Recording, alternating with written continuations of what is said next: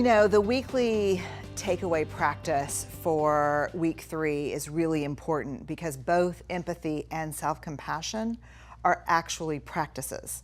These are not things that we teach and learn and then check off the to-do list. Okay, empathy got it, self-compassion got it. These are practices, and the more you practice them, the more organic and more natural they become, and the quicker they become the default for how you respond to seeing others in struggle and to having your own struggle.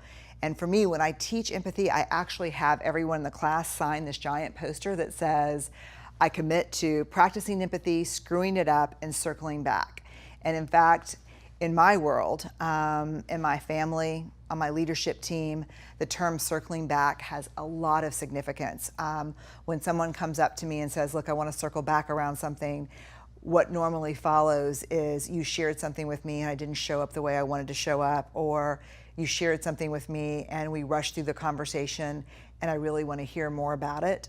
The power in empathy and self-compassion for both of them is not getting it right.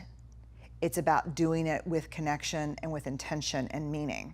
And there's no way to practice anything. I don't care whether you're talking about soccer or football or a new language. There's no way you can practice anything and not make mistakes and not fail sometimes.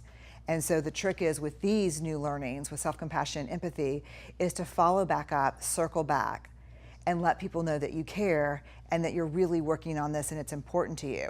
And I guarantee you there's nothing more meaningful than that for any of us, that you cared so much that you're coming back to make sure that you're connecting in a way that's important. And so turn these into practices. The other thing, which is a great, I think, takeaway, is get through the end of the course and go back to selfcompassion.org and see if your self-compassion score has shifted any. This is something you can revisit and grow into. All right, on to lesson number 4.